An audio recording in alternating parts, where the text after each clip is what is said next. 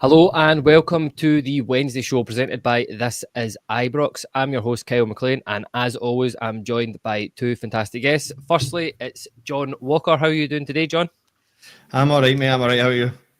Not too bad. It's rare I get to watch two games of football even before I've come on a podcast, so it's been quite nice to do that. And Ross, how are you? Still getting over last Wednesday at Ibrox winning 6-0 in the weekend? Yeah, it's been a good week for Rangers, hasn't it? So let's hope that continues into these next two games. But no, I'm good. I'm actually enjoying watching the team again, which has been rare. I think we're all in the same place. We're enjoying it at the moment. So let's keep it going. I was just about to say, how often can we say that it's been a good week for Rangers? I think that might be the first time we've been able to say that all season. But listen, on the eve of a massive 2 games for Rangers, and as you said, off the back of some positive games, there is loads to discuss tonight. I think we'll just have a general chat with the guys about what has changed the past 2 games, why Rangers are creating more chances, why they seem to be getting more goals, why they seem to have just sort of clicked. And I'll start. We're not getting carried away here. It's nice to have something positive to talk about. We'll talk about as he found his best 11, some of the individuals that, in the last few weeks, Igamane, Hagi, Jefte, Danilo, the ones in particular, what's changed off the ball at Rangers. Then we'll head to the Tottenham game, look at their danger men. Is it actually quite a good time to be playing Spurs? How should Rangers line up? And then we'll also have a wee look ahead to the Scottish League Cup final on Sunday against the other half of the Old Firm, and we'll see what changes we think Rangers will make that game. Will circumstances dictate that? Because we do have 2 massive games so close to one another. But listen, John, I'll come to you first. Rangers just seem to have clicked in the past sort of few weeks. I say that I'm not saying we've turned a corner. This is us, going to go and do great things for the rest of the season, but it's been odd having, and you can disagree with me here, but I've felt quite comfortable at times watching Rangers games, which I've certainly not. And some of the play seems to have been good. What's changed for you, or has anything changed? I'll bring everyone back down to earth. You know how miserable I am, Kyle. Honestly, for me, it's just too up front. Like I see David Edgar getting slaughtered for saying it's 4-4-2. I'm categorically telling you it's a 4-4-2. That's what it is. That's what the players are working on in training. They're working on a 4-4-2 formation. That's it. It's not a 4-2-3-1. It's not Danilo in the 10. It's a 4-4-2 with 2 wide men. The fullbacks go beyond. Hagi tucks inside. It's kind of Gerrard-esque in what we did to get fullbacks up the park. What you've got is Hagi. Hagi's a cracking footballer. He always has been. It's just been trying to sort first that contract negotiation, try to figure out his best position. He seems to have found a little bit of it, and I think he's hungry. I think there's a lot to be said for players that get comfortable at Rangers. But he went out on loan, and it was an absolute shiter of a loan deal. Didn't get a lot of game time. He was playing in front of 12,000 people when he did. So see when he's come back to Rangers and the opportunity to play in front of 50,000, even if it's good, bad, or indifferent, you're going to be hungry to do that when you've had to see the other side of it. So I think he's got a lot of hunger. I think Czerny's settled in, and I think with Igamane and Danilo, you've got 2 really fast, hungry strikers that will press, get in the box, look for chances, take shots at goal, and it's kind of that. It just feels like that's what's happening right now. I think there's context for my miserable demeanour on this. It's that Kilmarnock, for the first half against Kilmarnock, we were absolutely dreadful. And Kilmarnock had to change 2 of their back 5 before half time. There's context in that, and then I feel like we scored every chance we had in the second half. Ross County, we score a deflected goal from outside the box, and then the keeper makes an absolute arse of it, and then that makes us comfortable. I thought Ronan Hale on the break looked a little bit dangerous in the first 20 minutes, but yeah, I think he's just settled into this 4-4-2. My concern is now with the calibre of opposition ahead of us that we're going to go back to type.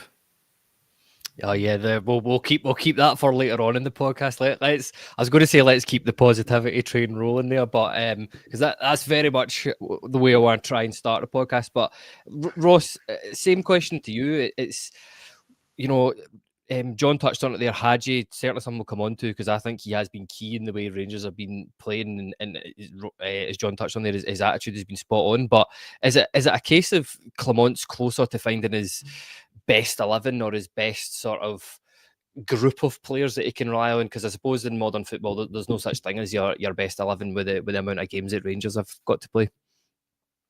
Yeah, I mean, I certainly think the manager would argue that he's now got depth that he's not had for a long time at Rangers. I think he mentioned that about Danilo. I think it was the last press conference talking about, he's not had him for 11 months and he's missed him. And I think I tweeted about this the other day. I think Danilo was the first choice, right? When he's got injured, he was playing the games. Dessers was coming in and out. So I can understand the manager arguing and saying, look, I've not had this sort of selection problems up until now, and now you're starting to see it. I think there's an argument to say you could still get a wee bit more out of the players you've got, right? It's been pretty poor at times. But I'm a wee bit more positive than John. I can see where John's coming from in terms of there's always that possibility that it's going to go back to what it was. And I think we've seen that. Rangers have been really inconsistent this season, not just results, performances. And in fact, actually, they're probably consistently poor up until the last week. So I'm trying to be a wee bit more positive about it. I think John's right in terms of we have moved to a two up front, and we spoke about this before the Kilmarnock game last week, Kale, in terms of that selection. I always thought that Hagi would drop out to the left-hand side because John's right, he's an intelligent footballer, so he can take up really, dangerous areas. He's not really going to stick to that left-hand side. He can drift inside, and it looks like him and Igamane are swapping quite regularly, and it's working well. And you see that where Igamane gets his goal at the weekend, he drifts out to the left-hand side, and of course it takes a deflection, but he's in the right area, he takes a shot, and I don't think we do that enough. So, look, I think all round we've definitely looked better. I think the manager would maybe come forward regardless of the change of shape. He would say, but look, I've just got options now. This is what happens. I get a better quality of player, and I'm able to deliver better results. But I just certainly think we look a lot more cohesive. We look quite fluid up front, which we've not had for a while. I think serial as much as I don't really enjoy coming on this podcast anymore and slaughtering them, because I think we all know we know the type of player he is, and I think I've argued actually this last week, you might see a wee bit more from a Cyril Dessers if we do play a two up front. Might actually help him a little bit. But I think we've definitely got a wee bit more fluidity in that front line now. There's definitely more connections in there. Again, the manager would go back to that when he talks about is it automatism, whatever he references. So look, I think there's definitely something there we can look at now and think, okay, can we progress from this? The next two games are huge, right? It goes without saying. Maybe not the game tomorrow, but if Rangers don't get the result they need to get on Sunday, the narrative's going to change. It's going to flip completely again. We all know that. That's how it works. And the pressure will be on the manager again. But I think at this point, we've got something to look at, got some exciting young players coming into this side. Let's see if we can continue to build on it. Yeah, that's it, exactly. And John, there's a wee comment in here from Doon. He says, we have a midfield now that drive forward with the ball instead of passing them. How key is that midfield been of late, especially with the introduction of Hagi? We've also got Connor Barron, Mohamed Diomande, and Raskin in there as well. I mean, I think Raskin's actually been key to Rangers sort of return to form, but how important is it having all of those players available for Clement now? Yeah, I think we've all kind of seen that in Raskin. This is the Raskin that we all thought we had seen. Well, we all knew we had seen in his first little bit at Rangers, that this was what the player we thought we had. And unfortunately, he's just been injured for so long and then not been able to get back in the side when he's returned. Czerny, I think she's found his feet. I think that's all that's happened. I think Czerny from minute one, we all kind of were like, oh, he looks good. He looks good, but you were seeing bits where he was getting pulled off. He looked tired. He looked sluggish. He's never going to put the boot in, so don't be expecting that. He's going to be a kind of flair player. I don't mind that as long as he's doing it at the other end, and I think he always is. He looks more and more keen to drive past people as well, which was something that I was getting concerned about. It felt like he was always going inside. Now I feel like we're seeing loads of them dropping the shoulder going on the outside, so anyone that's coming up against him, that's changed already. I think Hagi being able to move inside to like a kind of 10 off the left where a right back's not going to follow him is really important to what we do, because it allows Jefte to get forward. That's been okay when you're playing Kilmarnock and Ross County though. That's my only concern, is that kind of overloaded area with the two sitting. As if teams are playing through you kind of need Hagi not to be floating around if we lose the ball in key areas, which is why I think we might actually end up solidifying that middle area a little bit more. But I like it. I really like the fact that Hagi comes in, Igamane goes out, Danilo runs channels. It's it's just good to have movement all the time, and that's what I think people are trying to tell you. Like I put up a post about the wide men and the crossing. Yeah. We do a high volume of crossing at Rangers. We have done all season, but see the difference between putting it into two strikers than one. Changes the whole thing. Defenders have got people to mark. It's dropping at the edge of the box where players are available because they're all worried about getting pulled back into space. It's just good, mate. It's just so see that's the thing for me. If with Clement, I don't think we're ever going to have the style of football we want. But see if you've not got a style of football and you can't repeat, just get two strikers and get crossed into the box. It's simple. And Ross, I think John was on the verge of being slightly positive there for a second. So just I can't believe it. Can't even believe it. Someone check his temperature, man. We need to hang fire for that one. But listen, just back to that point, what you said there, John, in terms of Czerny. See, after that Lyon game, I thought he was going to go to bits. After that, see the type of press conference he gave after it, and it was very raw, and it was about missing the chances. And I just thought, I don't know about this. I think that's the type, the type of players we've had in the past, where the mentality's been wrong. He's just head's gone down, but he's really, really kicked on from there. I think he got 9 goals or something like that now for Rangers. It's been a really good return of form. On you go, mate. This is the thing that I said about Dessers is I think Dessers always interviewed well all the time, and you always felt bad because he came across as such a nice guy. And it was actually the thing that I hated about him. Is that I didn't feel like I seen any sort of misery in him when he missed big chances. So I actually really liked Czerny seeming so absolutely beaten up by it, because I was like, that's somebody that's going to have, if he comes back for this, he's going to be fine and he's going to fly. And that's the thing for me, is like Chris Boyd used to always say that. He goes, used to be miserable missing chances and it would bother him for days. And then I would see Dessers doing an interview and I'd be like, I feel like he doesn't feel as bothered as I am about the chances he's missing. So see, when Czerny was so miserable, I kind of liked it. My only concern was that we as fans were going to end up burying him on top of that. Aye. No, yeah, like I said, he's done really, really well to come back from that. But Ross, let's talk about the main man at the minute. The guy I was absolutely buzzing last Wednesday when I turned around to you and said, all we need is a wee Igamane goal, and then 20 seconds later, he stepped up and rattled one outside the box about 20 yards. But is he the key to why Rangers are playing so well at the minute? John sort of alluded to it there. Hagi's out on the left. If Hagi drops in, Igamane goes out wide. If Danilo comes in, Igamane's the one that sits up top. That plus, he does look to be quite a good player. I mean, certainly a big part of it. I think Hagi would argue that maybe he's been a bigger influence on this side since he came in, but I think all three of those players that have came into the side now, Igamane, Hagi and Danilo, have all made a big difference. But I think what I really enjoy about Hamza Igamane, I actually said at the weekend as well, is he's fun to watch, like really fun to watch. And I don't think we've had a player like that for a while. I used to really enjoy watching Ryan Kent, different type of players, but see that ability he's got to just nutmeg someone and he makes it look so effortless. That's such an enjoyable part of football. And a few times at the weekend, it's kind of flicks round the corner to Jefte. He plays that one with the outside of his foot to Jefte down the line. I mean, these are things I wouldn't really expect from a player at, his experience level. So yeah, I've really, really enjoyed him. I think he's really grabbing the opportunity now, because I think he came in against Nice and it was one of those ones where it's like, okay, it's maybe just time to give him a bit of a chance, but he grabbed it. He grabbed 2 goals that day.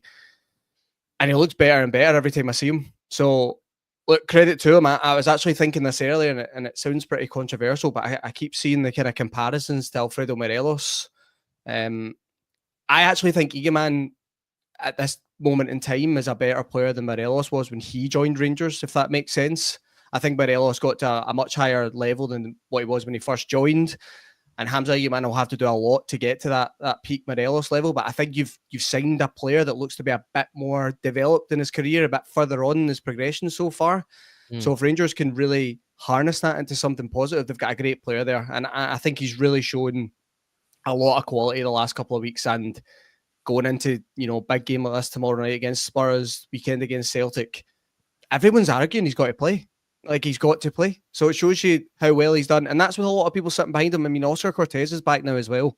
That's a player that Rangers fans want to see a lot more of. But you would probably argue and say Igamane should be the one that either joins that 2 or he sits in the left, whatever. So, yeah, look, I definitely enjoyed watching them last week in the Gantry with yourself, Kyle, and that was a great moment when you just thought, all we need now is an Igamane goal, and he grabbed it. But yeah, he's getting better and better every week, and I think the hype around him is justified. And look, it's rare these days that Rangers fans can get a little bit excited with some of the players. Most of the fans at times have been done with everyone, right? They've been done with every single person in that squad.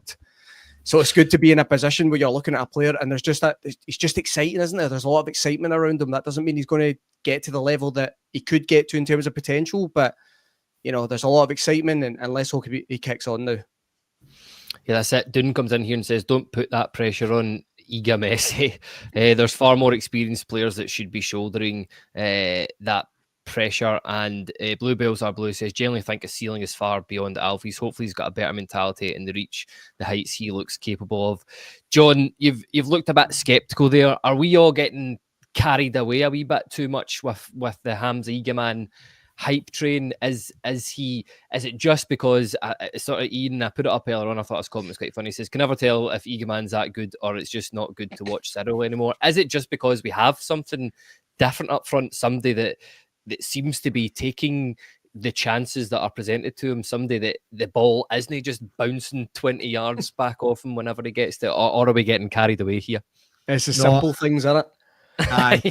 No, it actually is. Like I remember, like, I think you've hit the nail on the head, Ross. I don't think Morelos was ever a good technical footballer. Like I was constantly arguing this, and then he would pull out a goal like the one against Porto where he's taken it on his right and hit it in the half volley with his left, and you're like, shit, maybe I should shut up.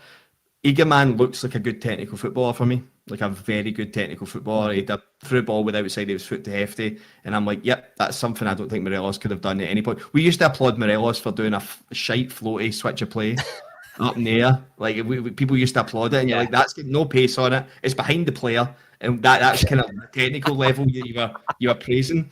I think Igamane, I think even when I look back at some of the clips for the old firm at Parkhead when he came on, like the 13 minutes that he played in that game, I was like, this guy's better than we've got by some distance on the pitch. So I don't care about this physical development that you're saying he requires, because he's just come on the old firm and he looked like our best player for 15 minutes. So I don't think I need to worry about him playing or starting against Celtic for a start. I think we're right to get a bit carried away because he'll make mistakes. He's a young footballer, he's still adapting to league, but physicality, got it. Pace, got it. Nice goal, composure.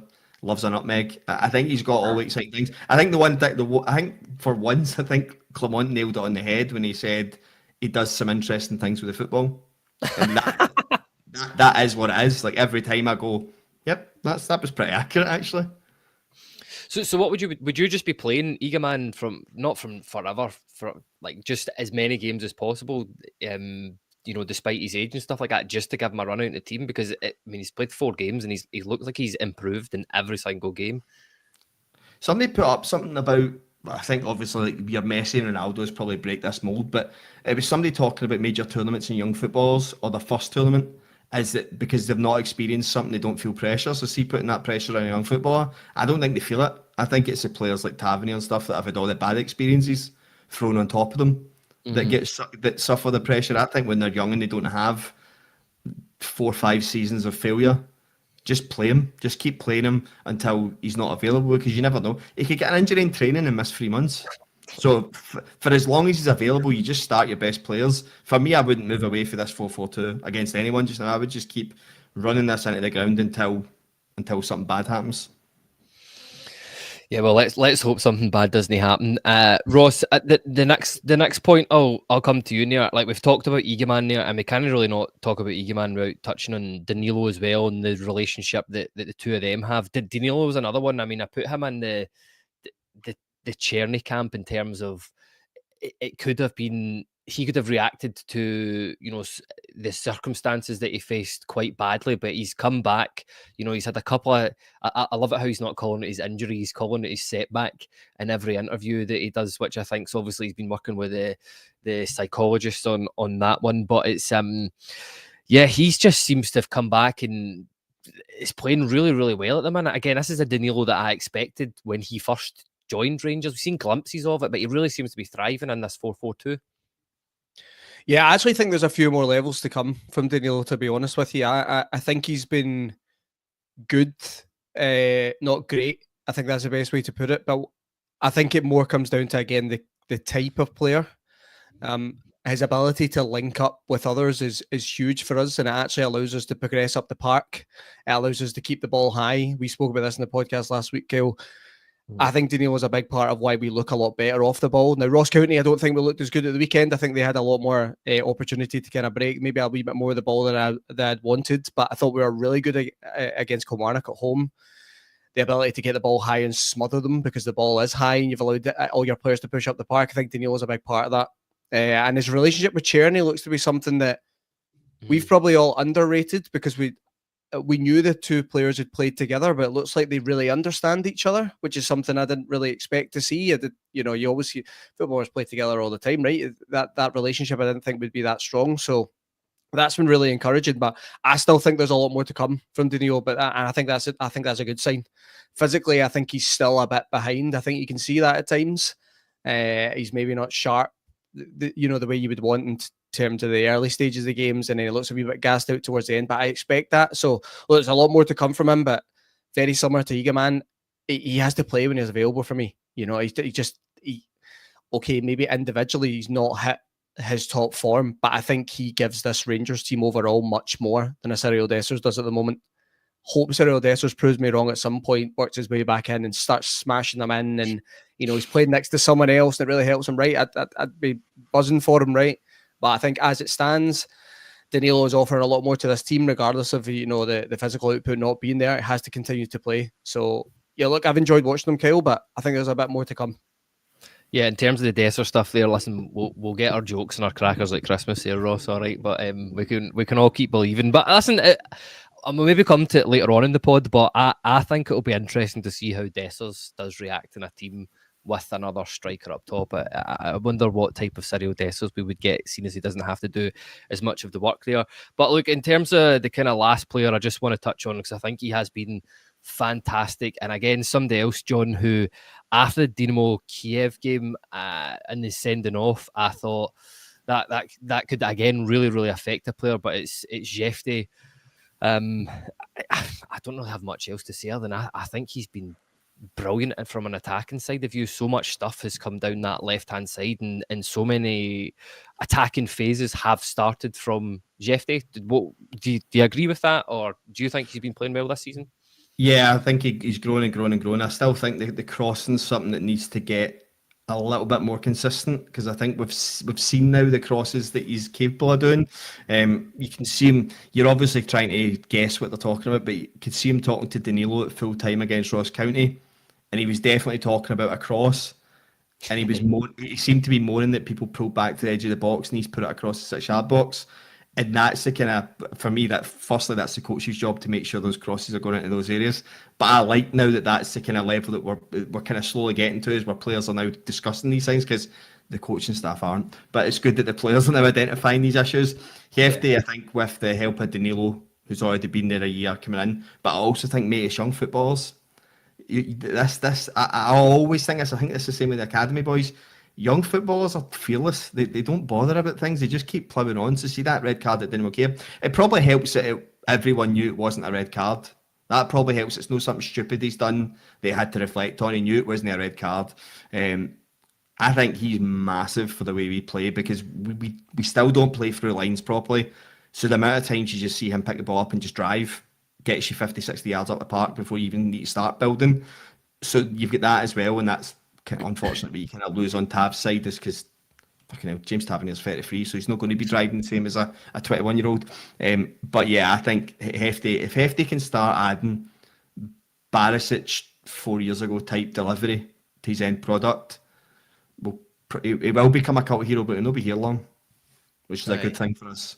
Yeah, that's what we've been moaning about for the past 4 or 5 years. So down here says, as you said there, he says, boy is a shot as well. I expect him to score soon, and I'd love it if he scored soon. And Bluebells are blue. He says, is Jefte or Ridvan the choice of left back, assuming all injuries are forgotten? I'm still thinking Ridvan, but Jefte is definitely getting bettered by the game. Against them, it's Ridvan for me. We'll come on to that later, but I just do not see how it's possible to drop Jefte at the minute, given how well he's played. And listen, Ross, the sort of last player, I know we've kind of touched on him a wee bit here, but I just think he's been again, so integral to the way that Rangers have been playing. I think he's been the player that's been making everything tick, and that's Ianis Hagi. He was nearly out the door, before the season even started. We know the sort of off the field contract issues and stuff like that. It was all a bit messy, but it's been brilliant for him just to come back into this team, and I think his mentality is maybe rubbed off on a few of the other players since coming back in. What do you think of that? Yeah, Haji's an interesting one because I can't lie and say I expected him to have this sort of impact. I always thought if you've got a player like that around the club and you're paying him that sort of salary, and you know this boy's got talent, right? We've seen it from Hagi, but I never thought he would come in and make this impact. I find it funny how Philippe Clement a couple of months ago completely ruled the possibility out of Hagi playing, and he's not Rangers long-term number 10, and now he's starting games back-to-back and things like that. I just find that how these things materialise sometimes is hilarious, and probably shows you they shouldn't believe it anything that is said in press conferences, by the way. Don't believe a word they say, because it's all in there for a reason. But yeah, I think Hagi deserves credit for the way he's come back in. I think he spoke about it last week and working with the B team, kept himself going. I actually thought it was a really nice touch, kind of thanking all the B team staff for being so kind of accommodating with him, and really complimentary. A lot of the boys in there and saying they're a talented group and things like that. So that's nice to see. I don't think Hagi's team represented him well throughout the summer. A lot of comments. He won't be there. He, essentially making out he's too good for Rangers. He'll move on. Well, that didn't work out, did it? So I think he maybe needs to look at his representatives and maybe get people in there that want the best for him. But, was it... Yeah, well, unfortunately, he's not going to be able to do that, I suppose. But his Dal hang around. But maybe just tell your dad enough comment as much. But overall, I think... look, it wasn't an easy situation for him. He's came back into it, and John spoke at it right at the beginning of the podcast. We do know Hagi's got quality. He did show that for years here. He's maybe not hit the level that we all expected when we first arrived. Had a really good season, obviously, under Steven Gerrard and things, but he's maybe just not hit that level. And then maybe when we're starting to get back to it again, he got that really, really bad injury and it ruled him out for a year. So that was maybe unfortunate. But I think overall, yeah, he deserves credit for the way he's come in, and he looks integral to what we are doing at the moment. So he deserves the plaudits for that. He's grabbed that shirt again and really wants to play for us. And I think that is something that, again, as fans, we've struggled to kind of have that connection with players at times. And Hagi, it looks like he's trying to build that again with the support. So yeah, look, I'm really happy to see him thriving in a Rangers shirt. It's going to be interesting come the end of the season, based on how this goes, whether he gets a contract or not. Because I think the way he's playing, a lot of the support would argue that he should be getting another contract. It's an interesting one. Yeah, it's hard to disagree with anything you said there. A couple of comments. Bluebells Are Blue says, how quickly we forget Hagi's last full season with us before the injury contributed to directly or indirectly something like 27 goals. It's been a crying shame how we've treated him since. And the Cliff Renfrew Sayer says, Hagi's mindset is incredible considering everything he has been through. The guy only wants to do well for Rangers. And he knows what it takes to win. He's one of the few guys in that Rangers squad that's actually got a league winners medal. So, and I think we're quick to forget that at time. But listen, just before we sort of go on to the Tottenham and the Celtic games, John, there's a question I just want to ask you. And Clement touched on it after the Kilmarnock game, and he touched on it after the Ross County game as well. And it was how happy he was with Rangers off the ball stuff. I don't think it's a coincidence that it has been a bit better, and something we've scored 4 goals from, in my opinion, forcing errors out of the opposition or capitalising errors out of the opposition. Look at the Danilo goal, Hamza Igamane's 2 goals against Nice, and the goal he scored against Kilmarnock as well. That was picking up a sort of attempt at blocking it. Have Rangers actually changed anything off the ball, or is it just the personnel that we have? It would be hard to tell. I'd need to be in the training ground, but I think it's just personnel, because I still see the same gaps. The issue we've got is Nice were flat out done. That goal, yes, it's capitalised on an error, but it's an absolute mix up. A terrible pass back to the keeper. Kilmarnock are a back 5. We know with 5-3-2. Ross County back five, we know wingers, 5-3-2. So when I'm saying I see Hagi and Jefte getting caught high up the park, we've not played against a team yet. They've got wingers. This is where my concern does lie with the next two teams we play, who are heavily focused on their wingers. That's the thing that's like sticking in the back of my mind. Of yes, it's good to comment on the off the ball work. Igamane and Danilo are hungrier. Hagi and Cherny are working, I think, the same way they would have worked if they were in a 4-2-3-1 or not. I think Raskin and Diomande and Barron are all really good at reading the game. So even if I feel like the back four are still too deep when we're pressing high, I feel like them two are very good at stepping up and picking up loose balls and second balls and trying to pull the line up. But I do think our defence sometimes sits deeper. That's the one thing that concerns me, is we've not played against a 4-3-3 yet with this 4-4-2. So it's good to praise, because he should be. Because yes, error by the goalkeeper on Sunday, but it doesn't happen unless Danilo shuts him down. And Danilo shuts him down at pace as well, because we've been very critical of the way that Dessler sometimes does it. It looks like he's doing it for himself and not for any sort of purpose or rationale to try and get onto the ball. I think it's just that. I don't think we're doing anything different. I still think it's more of a 4-4-2 press, which we were kind of doing in the 4-2-3-1 anyway. For me, it would just be interesting to see the next two teams we come up against and their shape, the way we do it. I think if we get it right, we'll smother them and we'll turn over the ball a lot. But then that, again, you need your defenders to be higher for that to happen. So yes, right to praise it, but I think it's maybe a little bit premature that the off the ball works massively improved or changed. No, that's fair enough. Ross, what have you made of it? Do you think that Rangers are keeping the opposition a bit higher up in their own half of the field at times? I agree.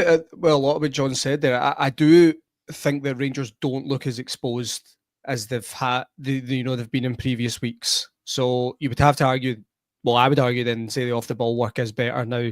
I agree a lot with what John said there. I think the worry is coming up against these next two teams, because don't like saying it, right, but they've got quality. Okay, so I was thinking these moments when you turn the ball over and things like that, you can afford to turn it over against teams like Ross County, Kilmarnock and things like that and get caught out of position. But if you turn it over against better quality, they will punish you. And we've seen that in Europe plenty of times, and unfortunately we've seen that against Celtic in recent years. So this will be the big test for them.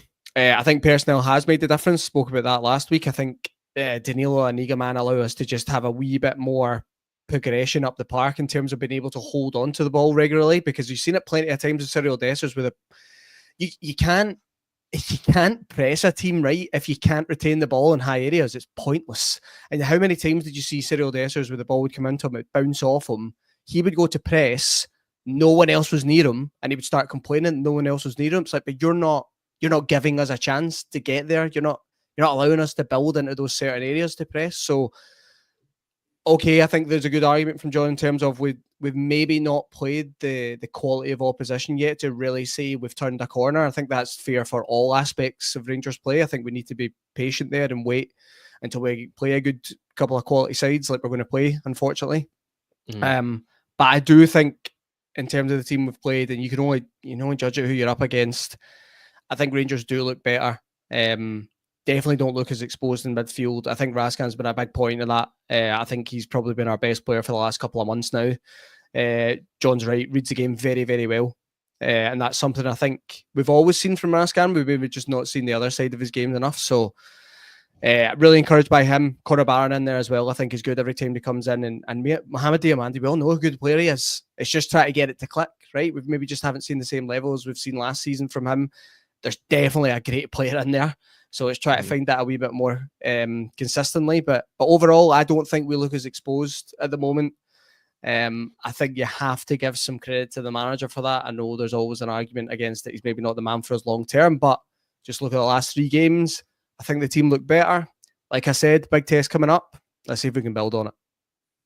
Yeah, it's a couple of huge tests coming up here. You can always tell that there's an Old Firm cup final at the weekend, because that's what most of the comments are about. And we've got a game against Tottenham in the Europa League tomorrow.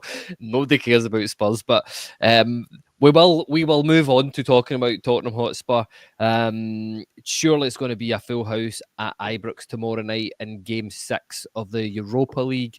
Rangers sit 8th in the playoff. No, sorry, it's not the playoff places, it's the automatic qualifications. They are ahead of Tottenham, who's sitting 9th by 1 goal, which I think shows you the importance of scoring goals in this competition.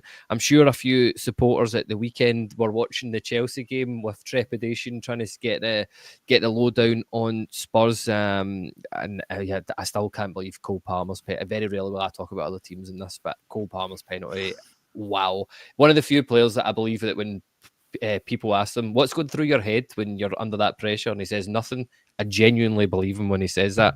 But listen, I'll come to you first here, John. How are Rangers going to approach this game, given that we have the cup final? Should Rangers change their approach from what they have been doing in the last few games, say? No, this was, I think, the comment that Clement made about the financial gap. It wasn't even so much that bothered me on Sunday. It was the fact that he was talking a game ahead of what we had in front of us, and that pisses me off more than anything. Is that the Tottenham game should be treated as a priority now? There's no guarantees. See, if we rest people and then play Celtic and end up with injuries in the Celtic game and lose a cup final and then end up fucking up Europe because we were focused on something else. Yeah. Gio Van Bronckhorst proved that you can do Thursday, Sunday, no bother with the same 11. You can do it. And actually, if you have a good result in the Thursday, it pushes you into Sunday no bother and motivates everyone. And we've seen that in that semi-final when we went to extra time on a Thursday night and then played Celtic in a semi-final and we're the better team and we're looking stronger into extra time again. These players have got plenty of recovery time between Thursday and Sunday.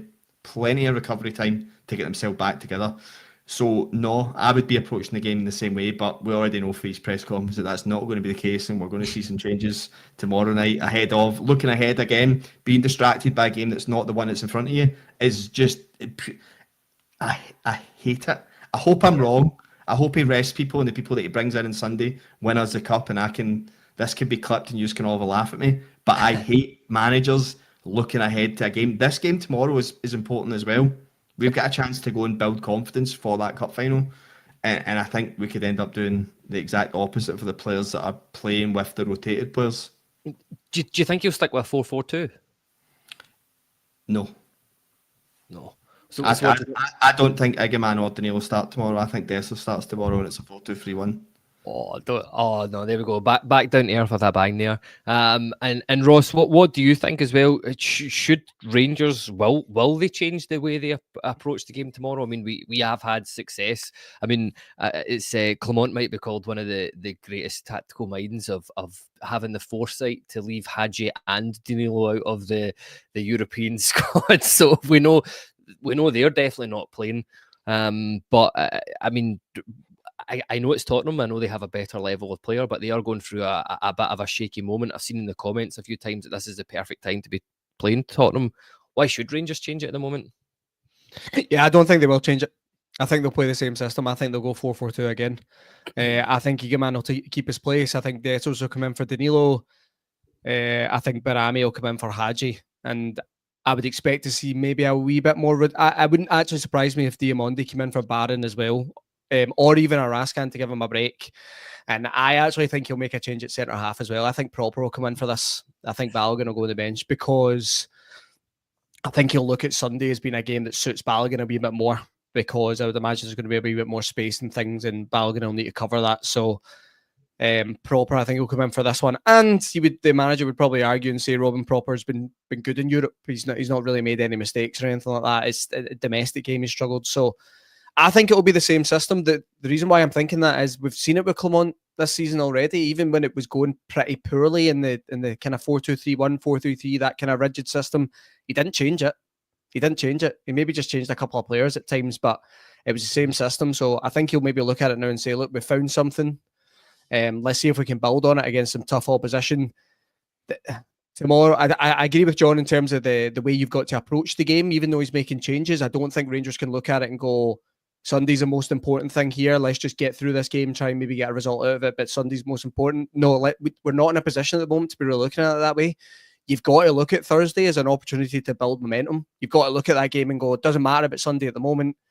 you can't go into any game thinking, oh, but what if you get an injury? It just doesn't work like that. You've just got to go in, play the game. What happens, happens, and you try and build for Sunday. We don't have the luxury at the moment to be sitting back and going, oh, we'll just rotate so many players and we'll give everyone their chance. No, he's got to pick the team that he thinks is his best team for that game. He would argue and say, well, I think I need some fresher players in there rotation-wise, but I don't want there to be too much, because I think we just have to go into the next 2 games, treat them as, as their own. Don't look at them as a pair. It's Tottenham first, it's Celtic the weekend, and approach it that way and try and build from tomorrow. But yeah, I totally agree with John. We can't, like, we all know we're allowed as fans to look at the games in a pair, right? You're allowed to look at it and go, well, I don't care as much about Spurs. We've done well in Europe so far. I want to beat them at the weekend, right? As a fan, you're allowed to do that. Of course you are.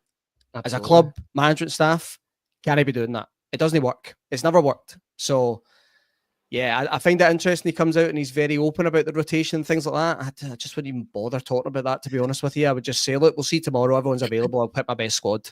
But I like those kind of financial comments. He's getting these things out there for a reason.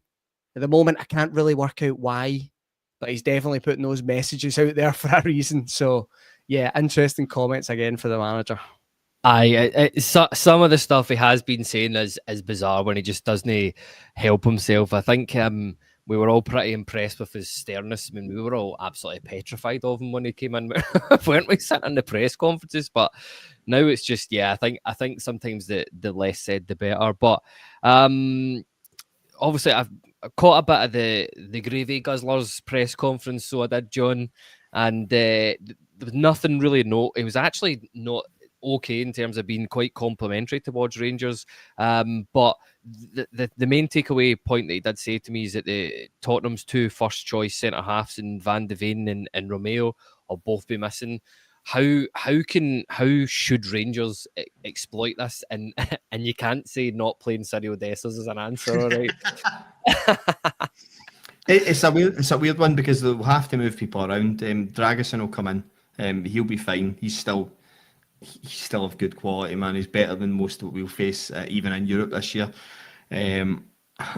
What's in front of them is quite comfortable. I think they've got a really good side. So I don't know how I don't even know how we really get in a position where we're troubling those players yet. I mean, don't get me wrong, I'd rather not be facing Van der Ven, because if we've got the one thing we've got going for us is pace with Czerny, pace with Igamane. So if we've got that pace, I actually would like deal with that running beyond as well.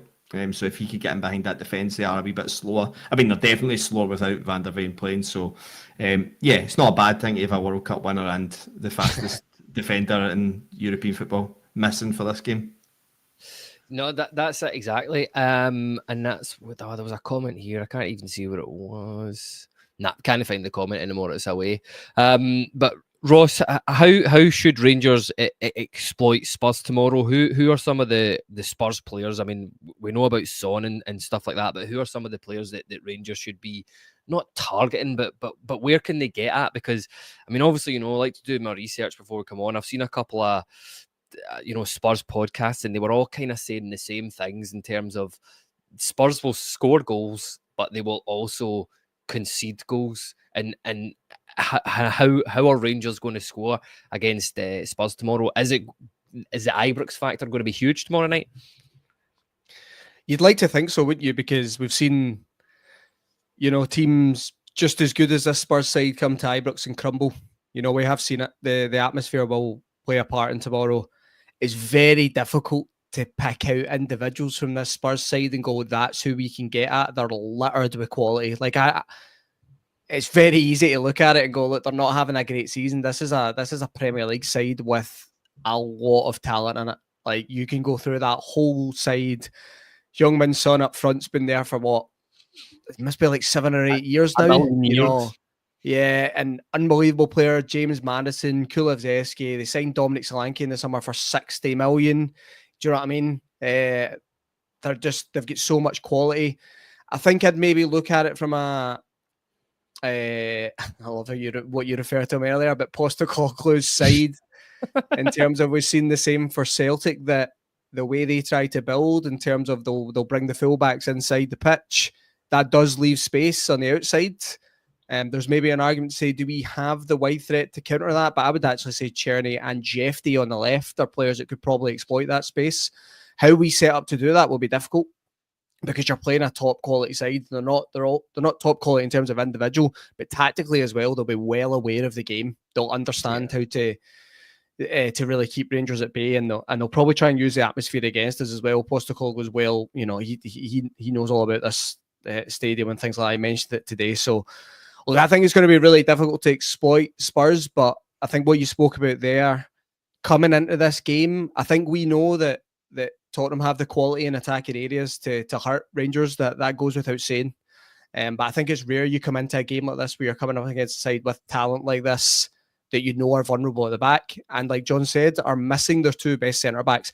It doesn't matter what team you are in the world. If you are missing two of your best players, you will fall a level. That's how it works. You've seen it with Manchester City this season in the Premier League. They lost a ton of their players. You always expected they would be able to grind things out with Pep Guardiola. They've not won in 9 games or something like that, right? It's just any team's going to suffer. So losing their best two centre halves, I'm not convinced of the two fullbacks defensively. I think Udogi's all right, but Pedro Porro, he's a very attacking-minded player. Whether they both play tomorrow, I don't know, because they have rotated in European fixtures as well. So it's going to be an interesting one to see, but I certainly think there's areas there for Rangers to look at. Exploiting, I don't know if I can go that far because, like I said, Kyle, full of quality. I mean, this is a team with a lot of ability. Regardless of their form this season, there's top players in there. So I hate to say it, but Rangers will have to hope that Spurs have an off night. If Spurs show up and play to their level, they'll win the game, right? I hate to say it, but that's it. They've got better players, much more money than us. We need to hope they have an off night and hope we can capitalise on it. Yeah, that's it. There's actually some pretty sensible comments coming in here as well. The first one here, James Glasgow says, Sky reported 18-year-old Archie Gray to play centre-back tomorrow, so surely that's the guy to target. Cliff Renfrew here says, very hard game to predict. Ibrox factor could come into play. We will get chances against Spurs, especially with two central defenders missing. Bluebells are blue says, I'm not getting overconfident, make no bones about it. Spurs are clear favourites. We need to be on our game and they need to be off theirs for a result. And John, I'm sure this comment's just been put in here to wind you up, by the way. And it's Dado Parso says the Spurs goalkeeper is a bomb scare, and he says corners and free kicks, which I don't know if Rangers will be exploiting. But listen, just before we move on as well, John, who would you be playing tomorrow night in the right back position? That seems to have caused an awful lot of debate.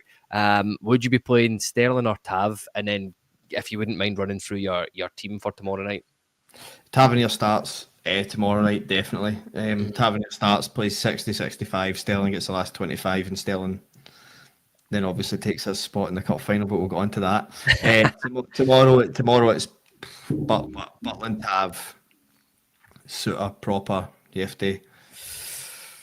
I think it's Barron, Raskin and Diomande that play. I think it goes back to that 3 midfield to 2 in the 1. Černý, Igamane off the left and Dessler's up top, I think is the way that tomorrow goes. That's what I would do if I was Philippe Clement minded and was playing that 4-2-3-1. I would revert back to that. I would be comfortable switching to the 4-4-2 against Celtic, not against Spurs. Spurs can start tomorrow. I just looked at the Man City lineup. Spurs were missing both of those centre halves against Man City when they won 4-0 a couple of weeks ago. So. Don't say that, man. And I think it's worth adding to that. I looked at this earlier, right? So Spurs have only won 3 in their last 10, I believe, in all competitions, right? But the 3 games they won, 2 were against Manchester City and 1 was against Aston Villa. So it's clearly a team that can produce in big games, right? And against top opposition, they can still win the game. So yeah, it's going to be a tough one. Yeah, it'll be interesting to see. Ross, who would you start in the Rangers starting 11 tomorrow night? Yeah, I'm quite similar to John. Probably the only difference is in midfield. I think he'll stick with the 2 in midfield, or he'll play an extra man forward. I think he'll stick with the 4-4-2. I think he'll go Butland. I think Tavernier will keep his place. Suter, Proper, Jefte. This is a tough one. I'm not sure. I think it'll be Raskin and Diomande tomorrow night. I think he'll bring Barron out because he'll keep him for Sunday. I think he'll bring Barami on the left-hand side where Hagi was, play Tierney on the right, and I think he'll play Igamane and Dessers up front. I think that'll be the lineup. Yeah, it'll be interesting to see. There's a couple of comments coming in here. Paul says, Butland Tav suit are proper. Ridvan, Baron Dio. A lot of shouts for Ridvan Yilmaz to start tomorrow night, which I'm honestly, I'm surprised. Ridvan and all his mates are in the comments here. I know. That's that. Tierney, Dessers and Igamane there as well. Stuart Allison here just says Tav should be nowhere near our first team. And Bluebells of Blue says Tav shouldn't be in the stand for the next game. Sorry, sadly, he'll probably play. For what it's worth, I actually think Tav's not been pretty good the past couple of games. He's back. I don't know. I'm reading both your faces there. Maybe you disagree with me. So maybe just swiftly move on to to the Celtic game where I'll ask both of you again if Tav should be starting that. But listen, John, it's another huge game at the weekend against Celtic in the Old Firm. A weird 3:30 kickoff on the Sunday. It's arguably Rangers' most important game of the season. Are you just expecting Hagi and Danilo just to go straight back into that starting 11 on Sunday? Yeah, I don't think you can mess about with it. I think the only position that's maybe positions that's up for debates, right back and who the second centre mid is. I think those are the only two questions from the team that played against Ross County as to what you're doing. So do you think Rangers will revert back in the Celtic game as having two sitters, sort of the two sort of defensive midfield players, or do you think we'll have that still go with that sort of 4-4 with a more fluid look to it? I think we'll play the 4-4-2. I think that's the way we'll approach Celtic. I think instead of trying to worry about because it's such a man-marking system that Clement does with his press, they've not really found a way to solve the Callum McGregor problem. I think one of the ways to solve it is get 4 players up against their back 4 and stop the supply to McGregor before it even gets there. And then your 2 sitters are picking up the two 8s, and then you've got your back 4. And if you need to, one steps up on McGregor and we all step up and go man for man the way we did under Gio. So I think we've tried this 4-2-3-1 and it's came up and failed every single time against Celtic. So he needs to do this 4-4-2, get 2 people on the centre halves, get 2 wide men on the full backs and just keep pressing and try and stop anywhere near that service into McGregor to start with. Yeah, and Ross, would your approach be similar to John's in terms of this game? Because it's obviously it goes without saying it's a massive game. Do you think Rangers will be more attacking like they have been in the last few games against Celtic? Because we've not, I don't want to say not laid a glove on them, but I've been really frustrated at the attitude, especially when we've played, Rangers have played in the Old Firm. We've got to come out and believe in ourselves, surely. Yeah, I think that's been a problem in the last few games against Celtic. I don't know if this squad really believe they've got enough in them to go and win the game. I think you've seen that in the fixture at Parkhead where they started okay the first 10-15 minutes, put them under pressure and then just kind of fell back into their old ways again. So, look, belief is a massive thing in this fixture. You've got to go into believing that you can actually lay a glove on them. Celtic, I think we can all be honest here and say they're the better team at the moment, right? It's quite clear the league table doesn't lie in this circumstance. So they are the better team, but anything can happen in a one-off game. Anything can happen in a cup final. We've seen that in plenty of times where these teams, come up against each other at Hampden and they're surprising results. So yeah, I think Rangers have definitely got to be in the front foot. They can't sit off Celtic and allow them to dominate the game. At the same time, I don't know if they can press really, really high up the park and just leave spaces exposed, because I think Celtic have the quality, very similar to Spurs, to probably take advantage of that. So there probably has to be a bit of a balance, but they certainly can't be passive. And we've seen it. How many times have we seen lately when you play Celtic where they're lining up on the edge of the box for shots? You can't see it like that, right? We've got to be at it, especially in around our half. You can't be giving them time to play. You've got to make it uncomfortable for them. I think that's why you'll see a likes of the kind of Connor Barron come in with that physicality in midfield. He'll probably be important, I think, on that right-hand side to help James Tavernier if he plays. So I think, Rangers have got to go into the game. They've got to believe they can get something out of it. They've got to believe they can win. They won this cup last year, right? So you're looking to defend it. It's going to be a tough game. Like I said, Celtic are heavy favourites. Everyone's going to expect them to come into the game. And let's be honest, the Scottish media is going to frame it that they're going to absolutely wipe the floor with us. So again, use it to your advantage. You go into the game, look, siege mentality. No one thinks we can do anything here today. Let's go and prove them wrong.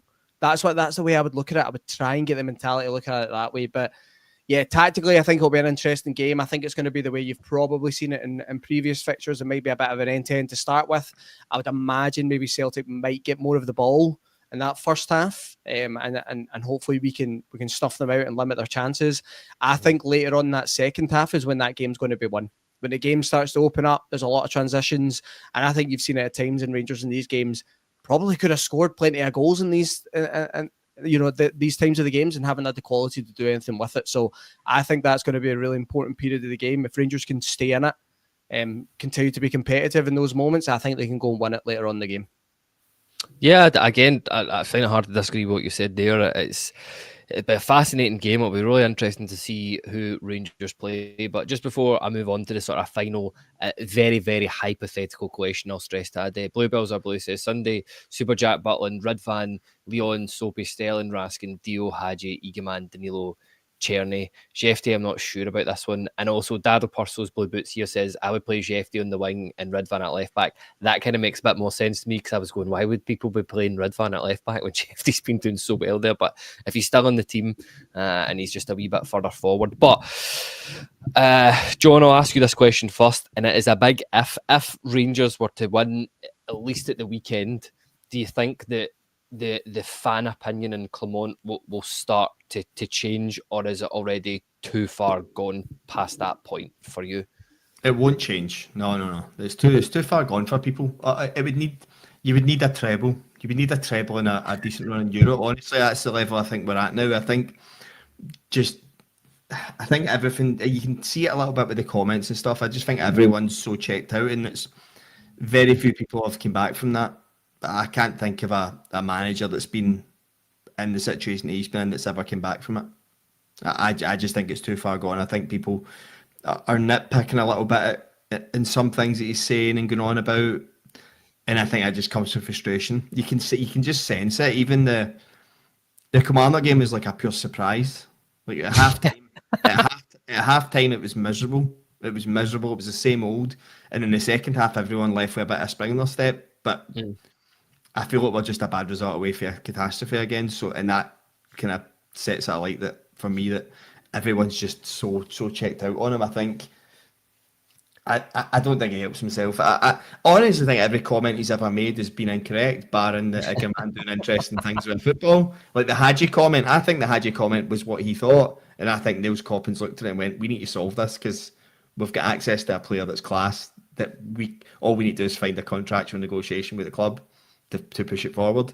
You've got Diomande Davies Rami, which are the head of recruitment's two big signings since he came into the club, sitting on the bench. So if results go badly, it's very easy for the backroom staff to be like, he's gone. We need to figure a way to get him out because he's kind of going against everything the fans want, and we're buying players that we're trying to turn into assets that aren't necessarily playing. So I think there's too many things going against him.